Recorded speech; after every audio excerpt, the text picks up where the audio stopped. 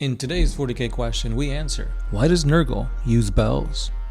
In the grimdark universe of Warhammer 40k, very few sounds are as chilling or as strangely joyous as the tolling of Nurgle's bells. These bells are not just decoration, they are deeply symbolic instruments that express the very essence of Nurgle, the god of decay, disease, and despair. The bells of Nurgle, often carried by his demons or mounted on plague-ridden war machines, are physical manifestations of that philosophy. The tolling of his bell symbolizes both the end and the beginning. When one rings, it announces the coming of pestilence and the collapse of old life, but it also heralds the birth of something new, however grotesque it may be. Each spreads Nurgle's blessings. Disease, rot, mutation, all these things spread through the air and the warp alike. In lore, the greatest of these bells is the Toxin of Misery, which hangs deep within Nurgle's garden in the warp. Its sounds echoes across realities, making the rise of plagues and the fall of worlds.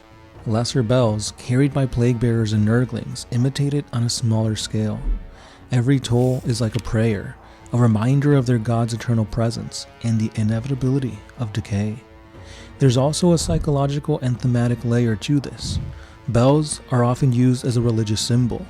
In the Imperium, church bells mark worship and divine service.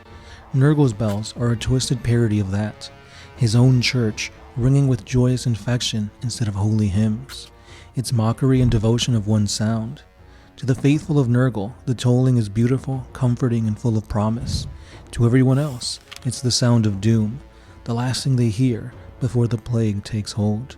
This idea probably stems from when people with leprosy had to wear bells to signify that they were sick during the Middle Ages. So in essence, Nurgle uses bells because they perfectly capture his dual nature: death and renewal, horror and joy, mockery and devotion.